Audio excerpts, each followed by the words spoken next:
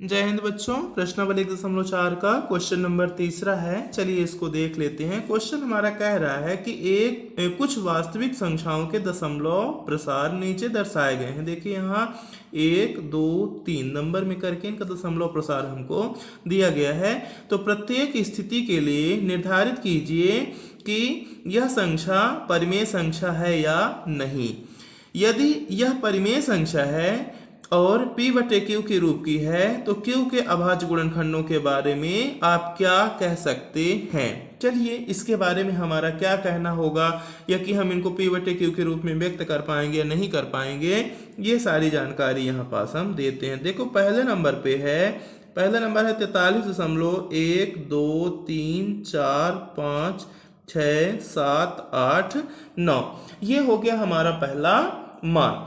अब हमको पता है कि दशमलव रूप में लिखने के लिए इन सारे मानों को पहले एक साथ लिख देते हैं। तो देखो 43 1 2 3 4 5 6 7 8 9। ठीक है, अब हम इसका कर देते हैं बटे। तो जो हमारा देखो दशमलव होता है वो बटे में बन जाता है 1, और दशमलव के बाद जितने अंक होते हैं उतने लग जाते हैं 0। तो देखो 1 2 3 4 5 6 7 8 9, कितने अंक हैं? 9 अंक हैं। ठीक है, तो ये हमारा बन गया, कितना बन गया? 10 बन गया। या कि हम 10 ना बना करके यहाँ डायरेक्ट क्या लिख सकते हैं? 9 ठो 0 लिख सकते हैं। तो देखो 1 2 3 4 5 6 7 8 9। क्यों 9 0 लिखा हमने? क्योंकि दशमलव के बाद 9 अंक हैं। अब देखो जब हम इसको घात के रूप में लिखेंगे तो हम घात के रूप में इसको कैसे लिख सकते हैं? इसको लिखेंगे 43 1 2 3 4 5 6 7 8 9, और देखो एक के बाद कितने 0 हैं? 9 0 हैं। तो यहाँ 10 लिख देंगे और 10 की घात कितनी हो जाएगी? 9 हो जाएगी। ठीक है ना, कुछ इस प्रकार से हमको इसका मान मिल जाएगा। तो यहाँ पास आपने देखा कि इसका दशमलव प्रसार कैसा था? शांत था। क्यों था? क्योंकि 10 की घात के रूप में हमने लिख दिया। ठीक है ना, तो यहाँ पास हम लिख देंगे कि जो प्राप्त संख्या है, तो दी संख्या में या दी गई संख्या में लिखेंगे दी गई संख्या, यहाँ लिखना है दी गई संख्या का दशमलव प्रसार कैसा है? इसका दशमलव प्रसार शांत है। क्यों शांत है? क्योंकि हमने इसको P बटे Q के रूप में लिख दिया है। तो इसका दशमलव प्रसार कैसा है? शांत है। अतः यह परिमेय संख्या है। और दशमलव प्रसार शांत होगा तो यह कैसी संख्या होगी? परिमेय संख्या। तो यहाँ लिख देंगे अतः यह परिमेय संख्या है। तो यहाँ पास हमने लिख दिया कि अतः यह परिमेय संख्या है।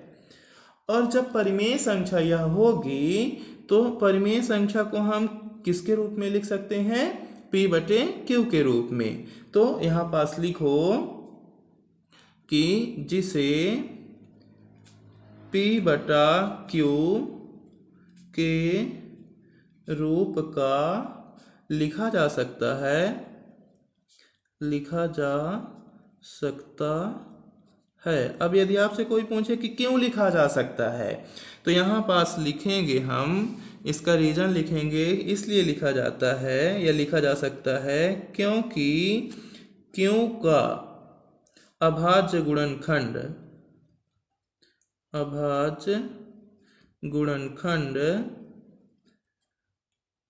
2 और 5 ही है, या 2 और 5 है, या 2 की घात n इंटू 5 की घात m के रूप का है। इसलिए ये एक परिमेय संख्या है। इसके बाद हम इसका देख लेते हैं दूसरा नंबर। तो देखिए दूसरे नंबर पे हमको दिया है, इसकी वैल्यू दी है, यहाँ पास लिखा है 0.120, फिर है 1 2 0 0, फिर है 1 2, यहाँ देखो 2 0 है, इसके बाद यहाँ 1 2 3 0 आ रहा है, फिर इसके बाद 1 2, और फिर यहाँ 1 2 3 4 0 आ रहा है। तो देखो इसका जो क्रम है 0 का वो लगातार क्या हो रहा है? बढ़ता जा रहा है। ठीक है ना, तो इसका जो हम मान देख रहे हैं कि इस संख्या का दशमलव प्रसाद कैसा है, अशांत भी है। देखो दशमलव प्रसाद अशांत है, क्यों? क्योंकि एंड सो ऑन लगा है, यानी अनंत तक जाता है। तो यहाँ पास हम लिखेंगे इसको p बटे q के रूप में नहीं लिख सकते हैं। क्यों नहीं लिख सकते हैं? तो यहाँ देखो हम इसका रीजन लिख देंगे कि दी गई दशमलव प्रसार या दी गई दशमलव प्रसार या दिया गया दशमलव प्रसार, दोनों लिख सकते हैं। दशमलव प्रसार कैसा है? ये अशांत अनावर्ती, ठीक है ना, अशांत अनावर्ती। अशांत का मतलब देखो ये अपरिमित रूप से अनंत तक जाएगा, इसलिए क्या लिखेंगे? अशांत। अनावर्ती क्यों लिखेंगे? क्योंकि यहाँ देखो 1 जीरो आई, फिर 2 जीरो आई, फिर 3 जीरो आई, फिर 4 जीरो। जब अगली बार लिखेंगे तो 5 जीरो, फिर अगली बार लिखेंगे तो 6 जीरो। तो ये अशांत भी है और कैसा है? आवर्ती नहीं है। कैसा है? अनावर्ती। अशांत अनावर्ती है, इसलिए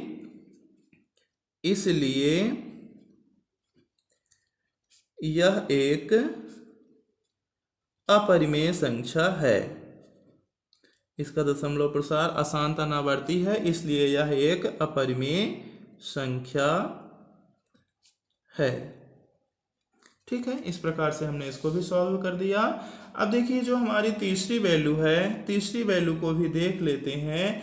तीसरी वैल्यू हमारी दी है 43.123456789 और यहाँ 1 से लेकर 9 तक बारंबारता का चिन्ह हमारा लगा हुआ है। इसका मतलब ये हो रहा है, इसका दशमलव प्रसार कुछ इस टाइप का है कि दशमलव प्रसार हमारा कैसा है? अशांत है, लेकिन अनावर्ती नहीं है, आवर्ती है। ठीक है ना। तो अशांत आवर्ती होने का ये रीजन है कि इसमें जो q के अभाज्य गुणनखंड आएंगे तो वो 2 और 5 के अतिरिक्त भी कुछ न कुछ संख्याएं आएंगी। तो चलिए उसी कारण को हम लिख देंगे। तो यहाँ लिखेंगे दी गई संख्या का दशमलव प्रसार, दी गई संख्या का दशमलव प्रसार कैसा है? अशांत आवर्ती है तो अशांत, लेकिन कैसा है? आवर्ती है। क्यों? क्योंकि इसमें बारंबारता का चिन्ह लगा हुआ है। तो अशांत आवर्ती है, अतः यह एक परिमेय संख्या तो है। ये तो कन्फर्म है कि अतः दी गई संख्या कैसी संख्या है? परिमेय संख्या है। परिमेय संख्या है जो p बटे q के रूप की है, जो p बटा q के रूप की है। लेकिन इसमें एक छोटा सा रीजन आ जाता है और उसको लिख देंगे कि लेकिन q का अभाज्य गुणनखंड